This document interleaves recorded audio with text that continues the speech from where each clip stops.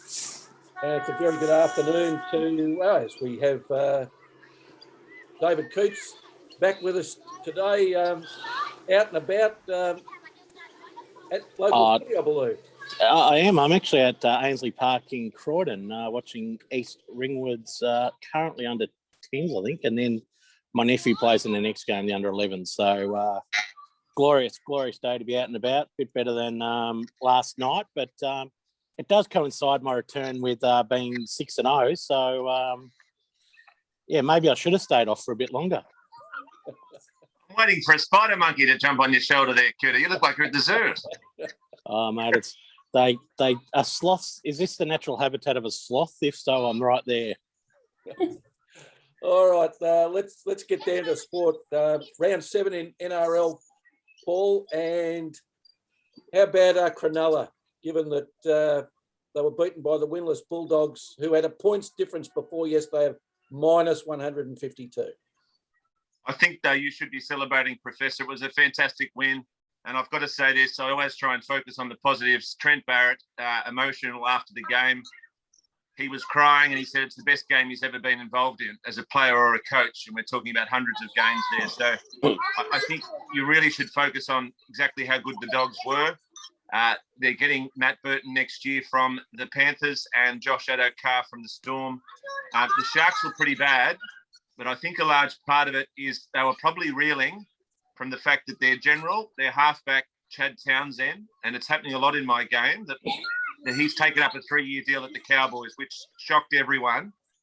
But when a player's offered a 1-year deal with a second year in the club's favour, it's not as attractive as a 3-year deal.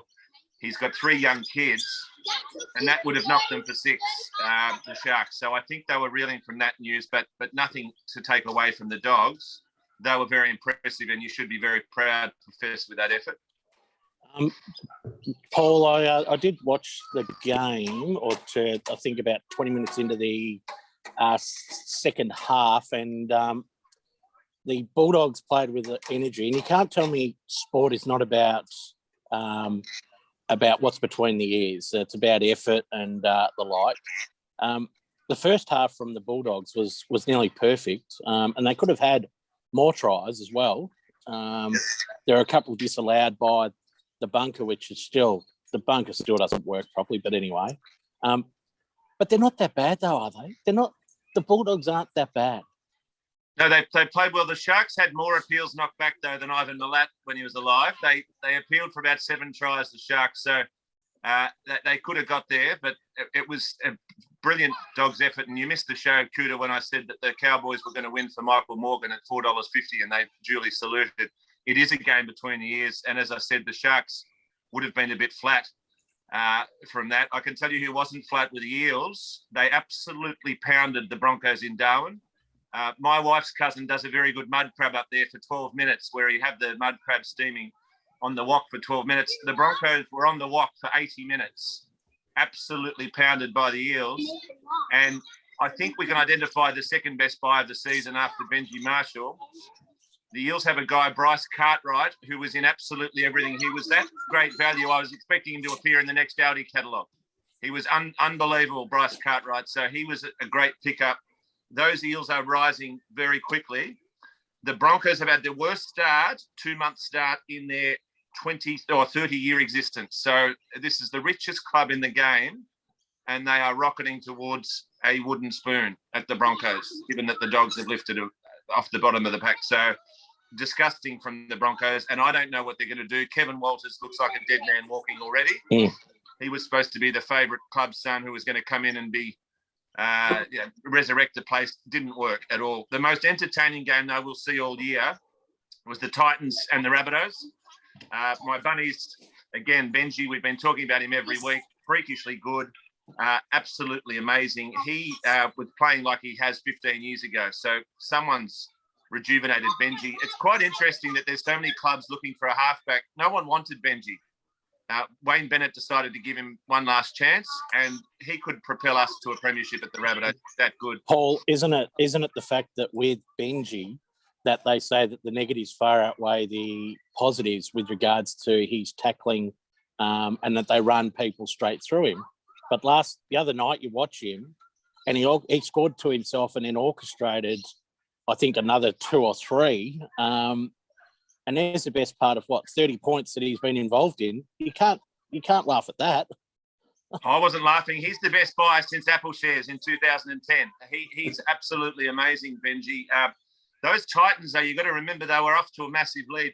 David Fafita, 3 tries in the first half. I haven't seen a wrecking ball like that since that Miley Cyrus music video. And I know what Miley didn't do was knock over 7 100-kilogram men on her way through that video clip. So he was absolutely amazing, David Fafita. He was going to be a target for the Bunnies. So imagine him at the Rabbitohs. But at one point there, I was wondering if Cameron Smith might get the boots up off the wall and join the Titans because they looked like they were building towards something. But the Rabbitohs were just absolutely amazing. And another team that's amazing are the Panthers, who the Knights didn't play that bad on Thursday night, but they still lost 24-6. Kalen Ponga was muzzled. Scarily for opponents is Dylan Edwards has been out. He came back. He ran more than the Kenyan marathon team on that match, 269 metres he ran for, which is monstrous effort. That's like 40, 50 touches in an AFL game. 7 tackle breaks. So the Panthers are more explosive than Chinatown on New Year's Eve. They're going to be absolutely amazing to watch them from here. Paul, was that Panthers Rabbitohs grand final with maybe the Storm involved as well, but the Storm have a few issues there in their defensive line. The Cowboys had a good win as well. Cost me a 4-leg multi, but that's okay. We'll forgive them for that. They've won 3 in a row, the Cowboys. They're starting to get some form up there. Our man, Walt Disney, I Have a Dream, Valentine Holmes, is back doing what he should be, which is playing rugby league. He is exceptional form, Valentine Holmes, almost as good as he was when he left for the NFL. I'm glad as a rugby league fan that he's rediscovered the true dream that he's got, and that's being a superstar rugby league player. The Raiders are in all sorts of trouble.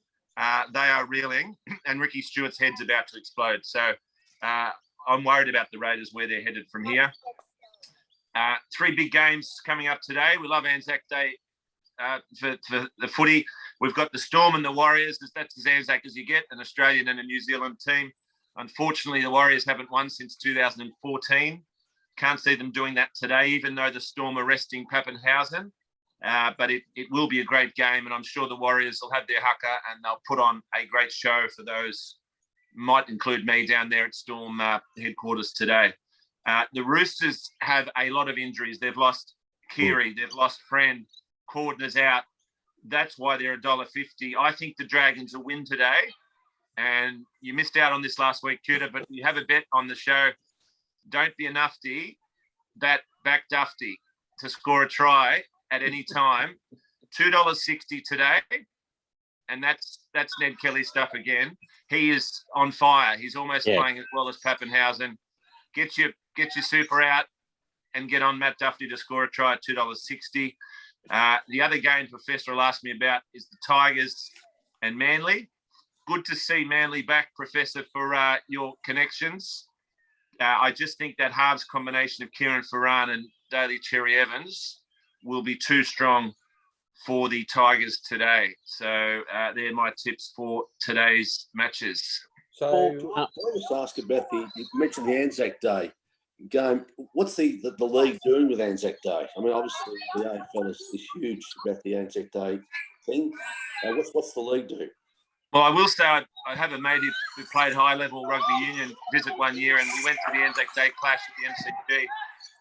After the last post, he said he's got his money's worth and was ready to go. So I don't know if the NRL can quite compete with an event like the MCG and the last post, but they will try their hardest across the road at Storm headquarters. It just might not be quite as good a match, but I'm sure the Warriors will give it all they've got. There's a very good ad that's on TV at the moment about the injuries the players have had, but they all announce at the end the injuries they've had, which are horrific injuries, and nothing on what our soldiers endured to protect the freedoms that we love and cherish. So it's very nicely done by the NRL, that ad on the TV at the moment. And the Storm game today as well, Paul, is I think it's the Michael Moore Cup, who worked for both integral in the involvement, or integral with the Storm and also for the Warriors. So there is a little bit more to it, but it's always a good game. And as we know, the Kiwis and the Warriors hit bloody hard. Oh, yeah. It might be a rumour, but when you play the Warriors, you don't just get Monday off training, you get Tuesday as well. You don't have to front up till Wednesday because it's just so tough playing against the big boys. I'm surprised the Storm are $1.10. I'm not saying the Warriors will win, but I think it'll be much closer than what the bookies are suggesting, because it's not hard to call on spirit when you realise what our forefathers went through in war. That you're going to find the best out of yourself, and anything that hurts today is nothing on what those soldiers endured. And Paul, I think the Warriors will really rise to the occasion. I think it'll be a very close game. And Paul, last point was that there was a shoulder charge in the Bulldogs Cronulla game. The bloke nearly killed him. It's the biggest hit that I've seen.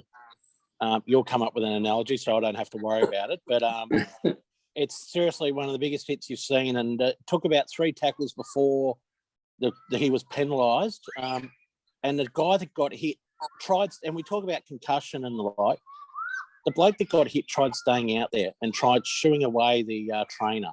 But that's the biggest hit I've seen in a long time. Well, we talked about Valentine Holmes and I've Got a Dream, Walt Disney style. That bloke is still in Disneyland, I think. And it's the biggest hit I've seen. Sonny Bill Williams once hit Marcus By so hard that people thought he'd killed him. That's right. Yes. And the trainer said, "Where are you?" And he said, "What do you mean, where am I? I'm at my village in Papua New Guinea." "No, you're not. You're in Wembley Stadium, champion." That's the biggest hit I've ever seen. Sonny Bill Williams on Marcus By. If you Google that, you won't see a bigger hit in the UFC or a heavyweight title. So that I think he's in trouble. I don't think there was the intent there. It wasn't a traditional shoulder charge, but because the arm was loose and he's whacked him on the chin, he'll be in trouble. And has the show, you didn't discuss the Latrell Mitchell 4-week suspension, I'm assuming? I was pretty harsh, I thought, but at the same time, he's kicked out like a mule and whacked a bloke. So you can't have people lashing out. He was my tip to win the Dally M. It's going to be tough now. We can still win it in NRL, even though you've been suspended, but you get a penalty for the period you're out of action. He was playing so well, but the Rabbitohs clearly did okay without him, thanks to Benji. But it was a pretty ordinary game. He does have that hot streak side to his game, and it's very hard to eradicate that. And it's just hoping that he can control himself and contain himself and guide the Rabbitohs very deep into this season. Paul, it's something that people wouldn't know, Paul, that the NRL best and fairest is just the best. Is that right? So you don't have to be the fairest. So you can be suspended during the year and still win the award. Is that right? There's penalties, though, so it's very hard to win it with that if you are suspended, and particularly with the obvious that you're out of the game and can't get points. So it isn't necessarily the fairest. It is the best, yes. So it's a different system to what the AFL has. So it's similar to the AFLW award then. Yeah. Which we'll talk about, I think. All right, that's a great segue. Thanks, Paul, for that roundup of round 7, and it takes us to the AFLW awards announced during the week, Sarah, of best and fairest in the league, and also the All-Australian team goal of the year, mark of the year. How did you see it? I think it was a really good awards night. Photos from the evening looked like a really amazing night for the girls as well, and some really interesting wins. I don't think anyone saw the best and fairest for this year being awarded to 2 people, but it was Bree Davey, the co-captain of Collingwood, and superstar Kiara Bowers both went away with the best and fairest medal. Well, Kiara Bowers, really, like, she should be getting a Tats Lotto ticket or thanking her lucky stars because of the appeal that she did in the Melbourne game, where she literally put Eden Zanker's head through to China. How she didn't get a suspension for that's beyond me, but good luck to her, and yeah, she won the award. Yeah, and it wasn't interesting. There was a few moments this year where there was a lot of tackles being contested and lots of questions going around, especially in round 1, there was some really hard hits, but I'm hoping that, I guess, in the future we can have a bit of a safer look at it. And there's been a few comparisons with AFLW and AFL already so far in terms of some of the hits and how they've been penalised. So it'll be interesting to see how that keeps going as the AFL season goes as well.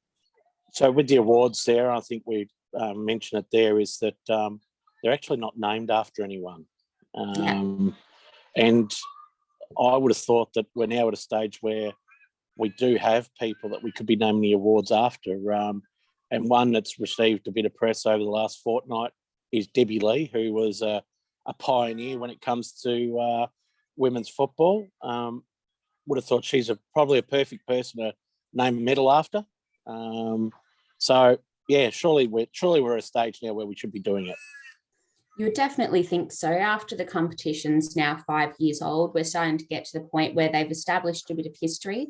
I'm not too sure exactly what they're waiting for or what their cue's going to be, if they're waiting for some sort of big retirement or someone like Aaron Phillips or Taylor Harris to retire so they can name something after them. But there's already a lot of really influential people in the AFLW community that could name it after. So I guess we just have to wait and see exactly what's going to trigger the AFLW to take that step. Not being facetious here, Sarah, but they might be waiting on the AFL. Yeah, possibly. And it's a hard one as well, because there's, I'm sure a lot of male and female people that have had some great influences in the AFLW. But the AFLW would also want to be cautious of the fact that they would be looking to name the awards after females involved in the sport as well, such as Debbie Lee. So it's going to be interesting, I guess, to see what the next step is from them, because I would have thought they would have named at least something after someone by now. What are your thoughts, Judge? Look, I'm with Sarah. To me, it's actually becoming quite embarrassing, if not appalling, that they haven't got the Best and Fairest award. Now, I've been saying for a long time that Debbie Lee is the obvious choice, and it's good that there's an obvious choice. Great player, a great player, great administrator, great in terms of ploughing the field for what's come afterwards. There is nobody that has done more for women's football than Debbie Lee. But imagine if you didn't have the Brownlow named, or you didn't have the Norm Smith named. Just imagine if in 10 years' time we're talking about Dusty Martin, and we say, "Oh, didn't he win that big award? Oh, what the one the media give? No, not the one the AFL players give. No, the other one that the umpires give. That's that weird thing, is it? The fairest and best award. That's pretty strange. And who gives that again? Oh, the umpires give it. Oh, really? God, that's a bit weird. And what about that other one he wins on the grand final? That silly little thing where he's the best on the grand game. The grand final. Well, the Norm Smith and the Brownlow medal, to say they're iconic, is an understatement. Now, you could criticise the Brownlow all you like. You can criticise that Gary Ablett Sr. never won it. Lee Matthews never won it. Mike Carey never won it. So it's strange in the sense it works then. Have never won it, but it works. The women's game, I think it's an absolute disservice to the women's game that they haven't given it a name, because it is the name of the medal that is going to, in time, be what people remember, not the fairest and best for the women voted by the... I don't even know who vote for the women's award, Sarah. Is it the umpires or is it the media? Who actually votes for it? Do you know? I couldn't tell you. I would assume it would be similar to how the men's competition is run. I know within the different clubs voting for their individual best and fairest, they'll have different structures as well. But I'd assume it's run the same way as the men's. Well, the fact that you don't even know, and you know the game, I think just speaks volumes about the fact that the AFL doesn't give us whatever about the award. And I think it's got to a level of maturity and acceptance in the Australian sporting community that it absolutely deserves its own name. And I've long said this: Debbie Lee is the most obvious choice you can get. Umpires. It's the umpires that do the award. Is that right? Thanks. Yeah. Well, it's the same as the AFL, and I think it's a massive disrespect to the game and to the women who are winning the award, because at the moment it's a nameless award that really doesn't, in my opinion, mean anything until they attribute a name. The Brownlow medal is named after Charles Brownlow, a Geelong administrator. It's not that he was, the most worthy, if you like, person to have had it named after him, but it was. Well, Judge, we've got a medal that won't be handed out anymore that we could maybe transfer over to the women's. One of the great medals, the Michael Tuck medal. Yes, remind our listeners.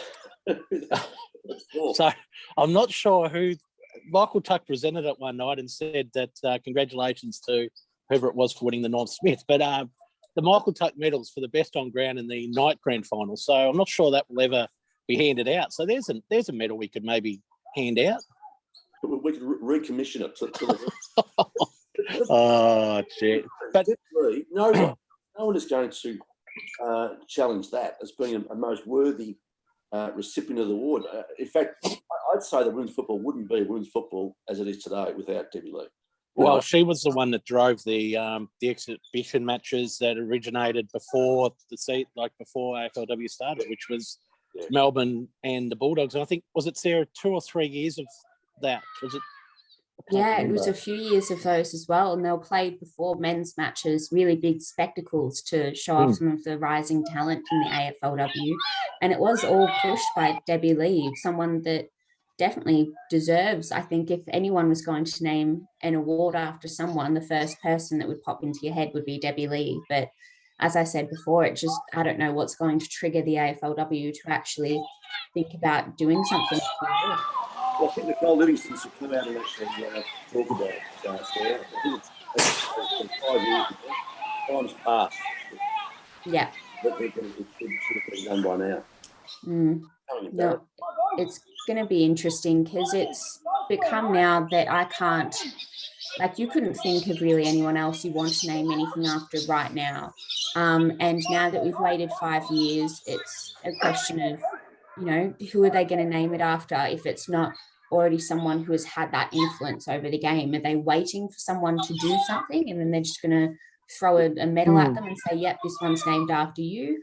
Or have they got something in like a 10, 20-year plan where they decided after 7 years, we're going to name this award after someone, after 10 years, we're going to do this, to try and make sure that they're representing a wide group of the competition as more talent's coming through? I just have no idea what's going on with the AFLW and more likely the AFL in terms of how they're going to name these awards. Let me tell you what's going to happen. The AFL will either put it after a very good player, and you know who the very good players are, but there's always going to be a better player, or they're going to name it after somebody fairly high profile. Debbie Lee's not high profile. If you know, a very behind the scenes person, a quiet person, even shy person, but gee whiz, you've got to pay homage to her record as a player, which is unrivaled, and then her record as an administrator, and what she's done in that field. Now, there won't be a more worthy person, so just let him do it now. Judge, that's not the only problem that the AFL have, though, because you already talked about the Norm Smith medal. We've got the Coleman medal for the leading goal kicker. We've got the Jock McHale for the grand final coach. The AFL have named all the medals. The AFLW have got no names for any medals. Yep. Got the NAB Rising Star too. They've even got a medal for the Anzac Day. The Anzac Day medal, which is the player that, I think this is right, Coutta, who best exemplifies the Anzac spirit, which I've always thought would be fantastic. The players came out with guns and bayonets on them, and maybe a few hand grenades, and stabbed each other with it. That would actually exemplify. Well, you talk about that. Well, last night, so this is how quickly things can happen. The best on ground medal last night, or deemed to be the best player last night, got the Checker Hughes medal. Now, how long has that been in the pipeline? This game's been going how long, Professor and Gelding? Is this the 5th year of it? Yep. And we've got a medal. We've got a medal named after Checker Hughes, which is great. Don't get me wrong, fantastic. And the presentation last night was a bit odd, but anyway, I think didn't the wrong Christian get the award last night? He might have, yes. She said Christian, and the one that was at the front went up. Yes. But I think if we dumb it back, though, doesn't it just show how far women's footy's come, how far the AFLW is coming, to say, right, let's start looking at these other things that will add more credibility to the sport, or to the game, I should say, sorry. So that all of a sudden we are on a par with regards to the counterpart, the AFL. And we're not going to always compare ourselves, but there's always going to be that comparison. Yep. Yep. There were other awards during the week. Sarah, the Rising Star was won by Melbourne youngster Tyler Hanks. Yes, and an amazing player at that as well. Someone we've spoken about on the show a few times on our Friday show, especially with Mick Stenier, because we love picking his brain. But she's had a really great year, especially as an influential player in the game that you would hold up with any of the other players in the league. To see her win Rising Star, I almost forgot that she was that young and that she was actually had that kind of start to her career to win the Rising Star. I had her up there with, Darcy Vesio and all these other players as well. But to just see her be recognised was amazing. She definitely deserves it. I think the other thing, sorry, Professor Sarah, that it took her long enough to get nominated, didn't it? Yeah, took her a while. I think she was nominated round 6 or something like that. And it's like, she's a staple of Melbourne's midfield for the last year and a half. Yeah, it was pretty much. It was interesting to hear her football journey too. Started at Coralline, and then through to Gippsland Power, and then onwards was drafted by Melbourne. But good to see that pathway, that the women talk about that pathway and how it's improving to get women to the top level. Gelding, you'd be pleased to know that the All-Australian team, notwithstanding picked last to be last on the ladder, Richmond had 2 representatives, Katie Brennan and Michelle Conti. Yes, I suppose Katie Brennan was the big import when Richmond started last year. So good to see her picked at centre half forward, and of course the big ruckman. So always good. Good to see that Richmond moved up the ladder a little bit. But the Conti one, I think, Professor, should not be undersold at all. The fact that she is a gun basketballer, plays for the Melbourne Boomers. Actually, Melbourne no, it's not. Flyers. Thank you. Yeah, Southside Flyers. Yep, you're right. But then football, and we talk about Pendlebury having I believe he has a basketball background, Pendlebury. I'm not sure. But so she's similar. She actually does move and sees things before they happen. So, and there's going to be more like her coming through, Sarah, like dual sports. And Bree Davies, a prime example of a dual sportsman who was a gun soccer player, goalkeeper, and now is an AFLW best and fairest winner. Well, Coutta, that's probably a good question, and that for Sarah, and that you will have these girls playing multiple sports until, as John has said, the women's football becomes a proper football season instead of the 7 games. When it becomes, if there's 18 clubs or something like that, and then it comes, will they have to choose them between whether they're a netball, a basketball, cricketer, footballer? You're probably going down that path now with the Australian women's cricket team because they're doing a lot of travel. But surely from next year, which is probably a question for Sarah, should it at least be 14 games next year? It definitely should, especially as there's rumours that there might be a few more teams entering the AFLW soon as well. As the AFLW becomes more professionalised, I think we're going to see a lot of athletes coming through who won't have that trouble picking between multiple sports. Whereas at the moment now we have multiple Olympians playing in the AFLW and gold medal winners playing in the AFLW. And they're bringing these talents from their other sports into the game, which is amazing. But I think, again, it depends in terms of whether they have to pick or not. It might depend on the commitment that other sport would require.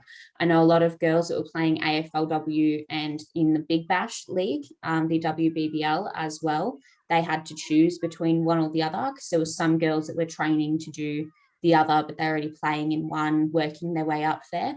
I think it'll just depend on the time commitment. Again, if Monique Conti was going to go to the Olympics and represent Australia on the Australian basketball team, I don't think anyone would really turn around and say, no, don't do it. You've got to stay here and play AFLW. She's having an opportunity to represent her country. And I think there's going to be a really big balance between whether the AFLW support that decision and want these players to go and do this, or whether they want to keep them back here and keep pushing the competition and have these really great spectacle matches. Because Monique Conti is an amazing player. She won Richmond's Best and Fairest this year as well with 16 votes.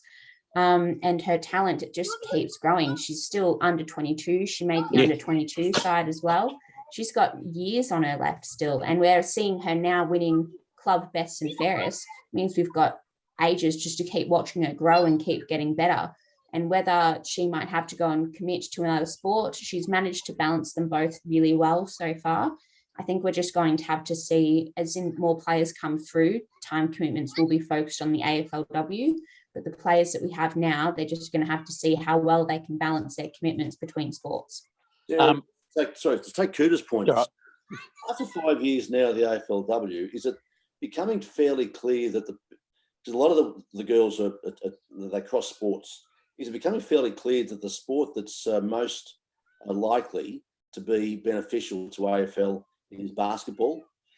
It appears that way. Seems like it, because there's a lot of, talented basketball players in the AFLW. Take Erin Phillips, for an example. She won a silver medal playing for the Australian basketball team.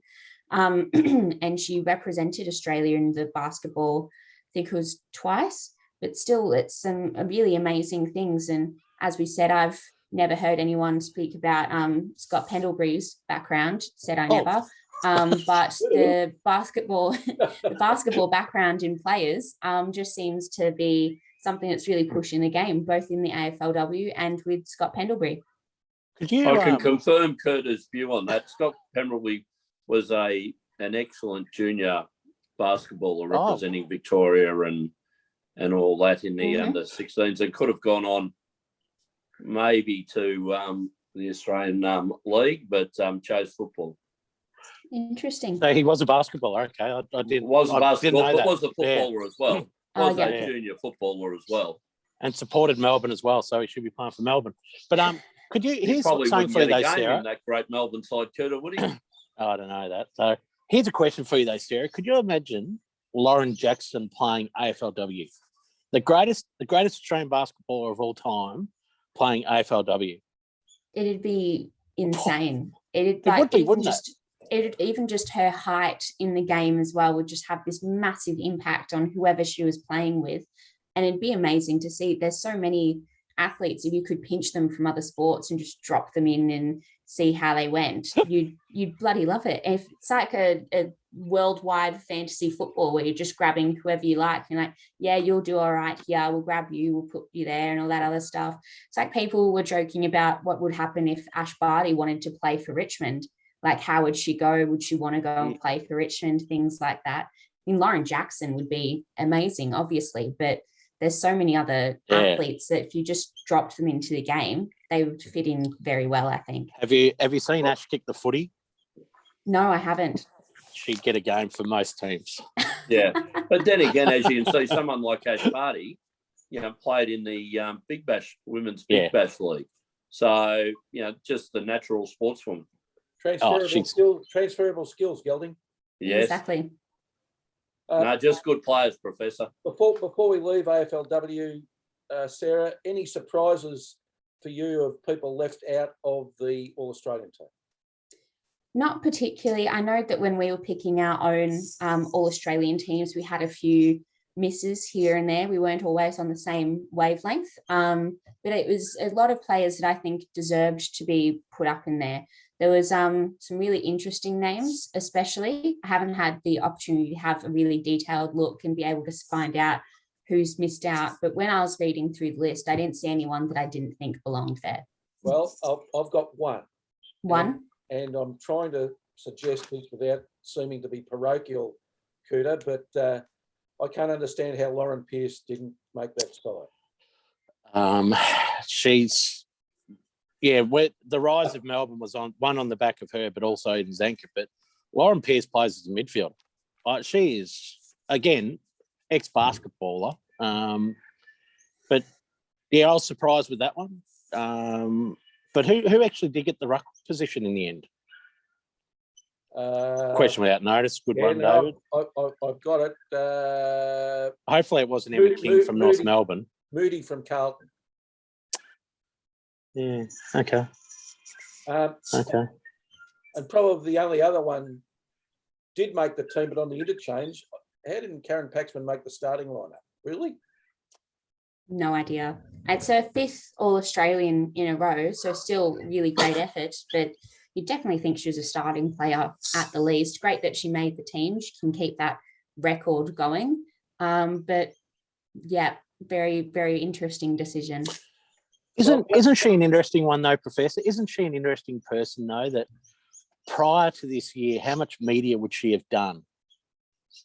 Yeah, good point. And then this year you've actually seen her not embrace that role and do some interviews and probably do a bit more what Daisy Pearce used to do at Melbourne and actually do the interviews. And you find out she's a very interesting person, Karen Paxman. Like I'm glad she plays for Melbourne, and hopefully she'll play a few more years for Melbourne.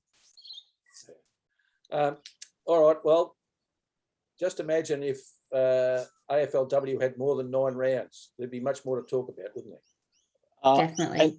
And so going further with the 9 rounds, Jeff Kennett, again, he's one of the great people involved in community sport and grassroots, and talking about if Hawthorn don't get an AFLW team in. Now, are we at a stage where we can have new teams come in? Are we at a stage where we can slot 2 teams in and not lose the competitiveness? Because we've seen Richmond come in and be uncompetitive for probably a year and a half. What happens with Hawthorn coming in, or St Kilda coming in, or Essendon, whoever else? We start diluting the talent, don't we, too far? Yeah, it's a hard one to pick because it's something that is going to have to happen. But whether it happens tomorrow and they just push on for the next few years, or whether they wait 10 years for there to be a larger talent pool and go from there, is a really hard question. We're missing teams from Hawthorn, Essendon, Sydney and Port Adelaide.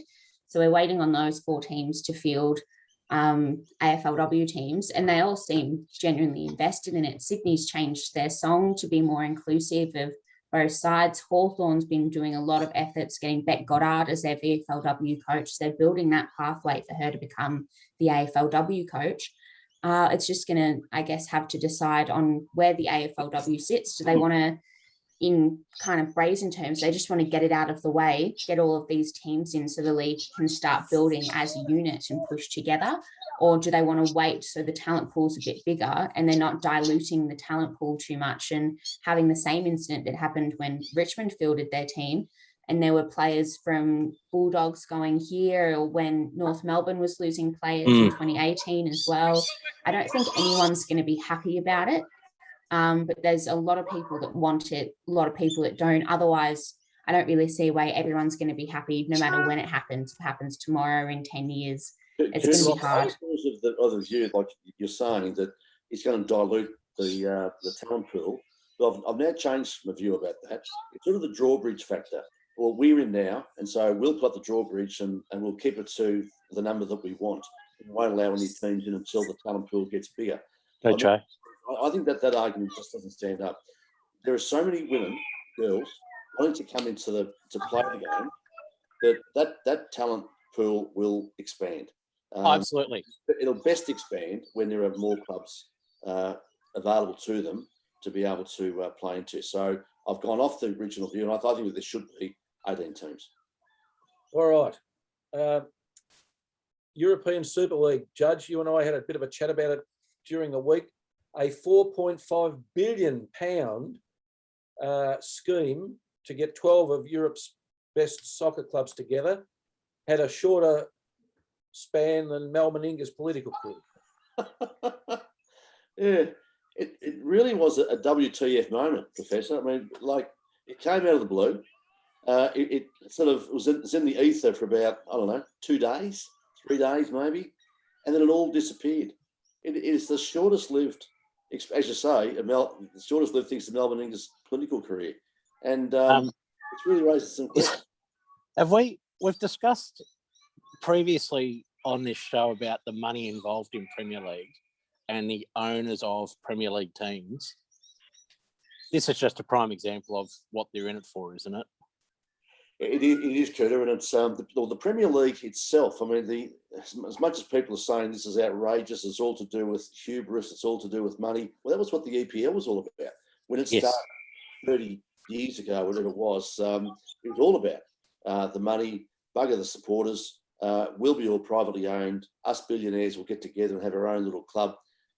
But you have to say the EPL has been one of the most, well, it's the most watched football league in the world. In fact, I think it's the most watched sports league in the world. So it has been a success. So there is a precedent for it, and precedent's a good precedent. But this was done without the support of the punters, the day-to-day supporters. And I think, Professor, that was the big problem. They never understood just how vitriolic their supporters would be about this whole thing. Gelding? Professor and John, doesn't this come up every 4 or 5 years about the super clubs forming a super league? And that was why they developed, I think, the Championship League many, many years ago.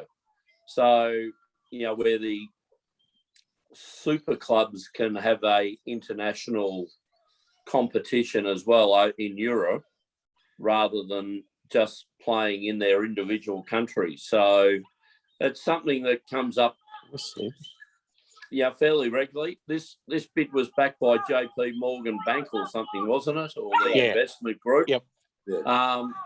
With their money, that they're certainly not going to go away. So again, this may come up every 3 or 4 years. So don't expect it, even though this one's gone away, the concept of a super league seems to raise its head every 4 or 5 years. It raises two of my favourite sayings about sport. Number one, sport's run by idiots. And the other one is that the laws of commerce just go out the window when it comes to sport. This thing is not a fly-by-night idea. As I understand all of their contracts, they are contractually bound to go ahead with this thing. Now, if they're contractually bound, they can be sued for not going ahead with it.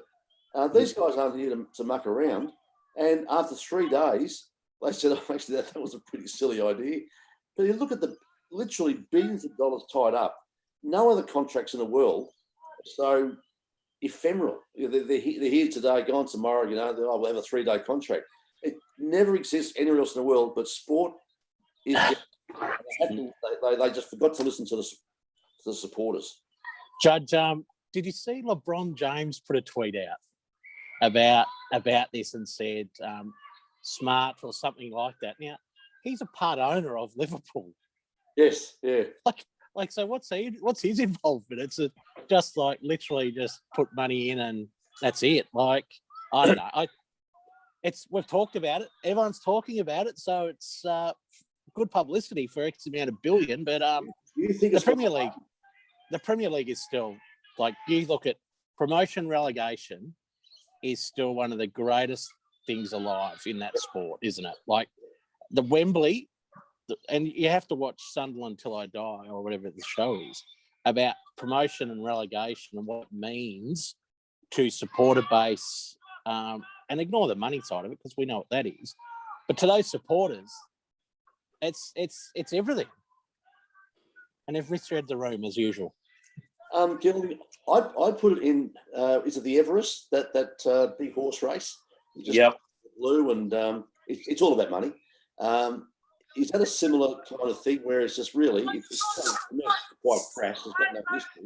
Yeah, look, the Everest was built to just compete against the Melbourne Spring races to try to get people up there, and it's a restricted race, John. You've got to be nominated.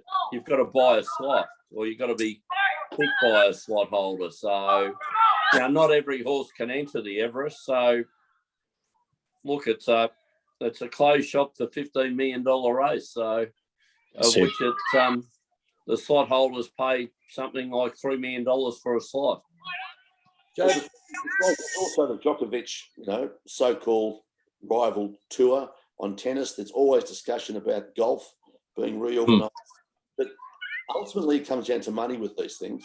And what they misunderstood with soccer is the soccer is it's viscerally loved by the supporters, and it's not owned by the supporters, but it is owned by the supporters. You don't have a club. You don't have $50 billion. You don't have supporters who are going to follow your club. You've got nothing.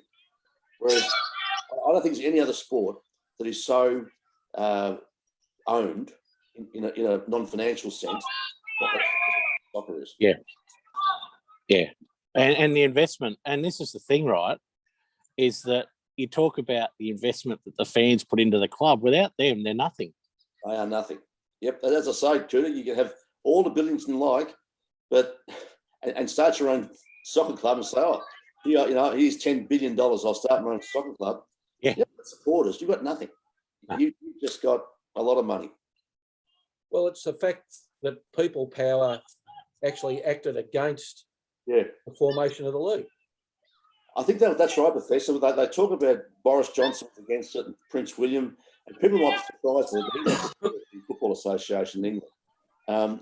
I think just sort of notionally, but he came out against it. But I think ultimately, Professor, supporters who were 100% against the whole thing, which ultimately killed it.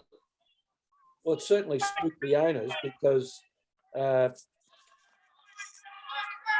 City and Chelsea, almost less than 24 hours after announcing that they'd be in it, then announced that they wouldn't be in it. Yeah. So, do you think it's finished? Do you think this is the end of it? Well, I read newspaper reports that say it'll be a generation before it returns, but I don't agree with that. No. Isn't this like the political coup where somebody goes up against the leader and there's a vote, and they might not get there, but the leader's that badly damaged that it's just waiting for the next time it happens? Yes, I agree. Yeah, I think it'll come back far quicker than a generation. So much money in soccer, it's unavoidable for these guys and it's mainly guys, in fact, it's all guys who own these clubs, and it's just an ego thing. It's hubris. Okay. Come back. Bringing you in, Gelding. Yep. Announced during the week that Steve Smith is still interested in captaining the Australian side. Morning. Obviously, that won't happen until after Tim Payne retires, but given it's 3 years since the infamous sandpaper incident, what are your thoughts about Steve Smith eventually going back to captain Australia? Well, I suppose with the initial sanctions that were put on by the Australian Cricket Board, he's met all those sanctions. Obviously punished. Dave Warner, of course, got harsher sanctions where he could never hold an official position again. Steve Smith was found to be a lesser degree. Something for the judge, I suppose. When you meet his sanctions, should he be able to captain again? I'd probably say yes to that. And the reason I'd probably say yes, he may do it, is Tim Payne's been a very, very good captain, got them back. Now his performance, whether that is enough to stay in the side. Then if you look at the other players in the squad, is there another captain there apart from Steve Smith? I would have to say probably not. Do you need time for Alex Carey to probably take the wicket-keeping position, batting position, and then later on go on to captain Australia? I don't, probably old-fashioned, Professor, and agree that bowlers probably aren't the best captains or fast bowlers. I don't know whether there's no reasoning behind it, but I don't know. Let them concentrate on bowling, because the best captain seems to have been batsmen in the time when they can, when they're fielding in slips, can concentrate on the chess game of cricket. So you're referring there, of course, to Paddy Cummins. Yes. Yeah. And look, it is just, I don't think there's anyone else there who can captain the side, Professor. Would I prefer Stephen Smith not to be captain? Probably, but I don't think there's anyone else. Judge, you deal with matters like this in everyday life. Has he served enough of a penalty to be considered again for captaincy? And if so, why? It's a difficult one, Professor. It depends on what you want from your captain. If you want the best batsman, if you want the best strategist, if you want the best person who can manage men, and if you want the best public face for the game, Steve Smith is Australian captain day in, day out. And hadn't it not been for the incident, the sandpaper gate, he would be the captain now. Or do you want a cheat to be the Australian captain? With all of those other abilities, but as a cheat, well, that's fine. If that's what you want, because you can overlook all of those, he's cheating for all of the other qualities that he brings. So it's a difficult question. I think we're in the days of Don Bradman, when he was the head of the Australian cricket. There's no chance. Not only being captain, actually playing in the team. The times have moved on, and I think if you like, the morality is different. The times are different. People can overlook these things because of his other qualities, which are superb. To me, he's actually a fantastic front person for Australian cricket, but I don't think anybody who cheats in the way that that team did should ever be our front piece for Australian cricket. But that's just me. I can totally see. Yeah, can you see someone like Labuschagne being that's a what captain? I was going to ask. Like I think now with Sheffield Shield dropping so far down, Australian cricket was so lucky having Sheffield Shield. There was ready-made batsmen coming in, ready-made captains, other alternatives. See, I personally thought Shane Warne, as a bowler, would have been a very, very good captain. But so I don't completely disregard bowlers. I just think fast bowling's that hard, and normally they're fielding in the outfield. Your captain's got to be in the middle of the ground. So again, it just comes back to this. Excuse me, Professor. Is there another alternative? Gelding, it's a good point. You talk about Sheffield Shield, but is there anyone outside that you sort of go, well, they could be our next captain? I would look at Labuschagne. Why wouldn't you look at him? He seems to have a good cricket mind. Like, we don't know, but seems to be, and he's always at slip, and he's a good batsman, and he's going to be there for a lot of years to come. His form's been very good, Gelding and Coutta. Yeah, and that's him. That's just not at Australian level. That's at the secondary level too, Sheffield Shield. So, it's going to be a battle, isn't it? Cricket Australia's history at the moment, it's not going great, I would have thought. So, Cricket Australia at the moment, is incomplete. Yeah. So if you talk about sporting organisations, especially the way the judge put it, idiots run sport. The history of Cricket Australia, how they've, killed the goose that laid the golden egg, and how they became bankrupt is beyond me. Well, of course, we can talk about we've got the greatest team.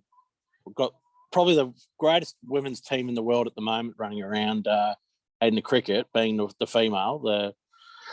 And they are just, record wins in a row, and Megalani. You could go through their team and look at the qualities that they've all got, and then compare them to what they've got three got. or four ready-made captains. Correct. In that side, That's right. That's right. They've got three. The men's cricket side doesn't have this. There's the next captain. It's just not there. The women's cricket team is fantastic. There's 3 or 4 women there that could lead it perfectly. And backed up by these other people and these champions in the game. Yes. All right, quickly. Australian men's cricket hasn't got that. quickly to you, Sarah.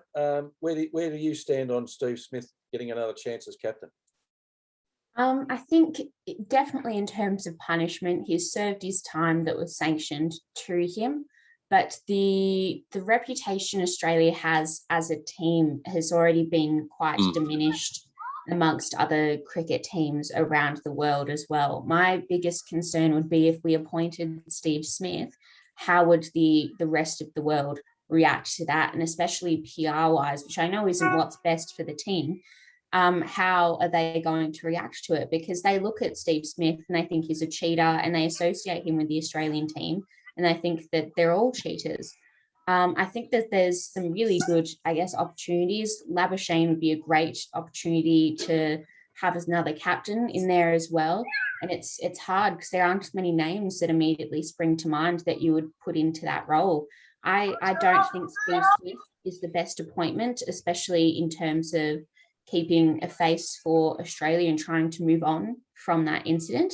I think we need to kind of leave that behind, move forward. Labuschagne is someone I would consider, or anyone else really. I don't think Steve Smith should be given the captaincy again. Okay. You said Cricket Australia. They wouldn't care. They will appoint him and would not care. Okay, Gelding. We're going to lose the satellite, so we better get racing today at Flemington and Rosehill. Have you got some tips for the viewers? Professor, a very hard day at Flemington for Anzac Day today, but I think you can get the money early. The best bet of the day is race 1, number 1, Persan. Managed to get $2.10 this morning, so I think the quicker you get on, there's only 6 in the field, Professor, so I think Persan will be winning. And, of course, we'll go Jamie Carr in race 2, number 1, Re-Edit. And I think if we're going to a Sydney, Professor, quickly had a look at them. I think we'll go James McDonald in race 7, number 8, Le Gay Soleil. Say that again, please. Le Gay Soleil. Race 7, horse 8. That's you. right. James All right. McDonald. We might finish on the Professor's very successful parlay. Yes. Taking what I think is also the bet of the day at Flemington, race 1, horse 1, Persan. Very good. Into, and we'll use Dalligan's tips, the Storm to beat the Warriors at $1.10, and the juicy odds of the Dragons to beat the Roosters at $3.10, Gelding. Oh. So the Professor's Be parlay, watching that one, Professor. the Professor's parlay is currently showing 13-2. So that's a very good return for an investor. 6.5 to 1, Professor. That's $6.50 for every dollar you put on. Exactly. All right. Well, many thanks to the panel this afternoon, and we'll see you all again next week. Thank you. GGs. Thanks, all.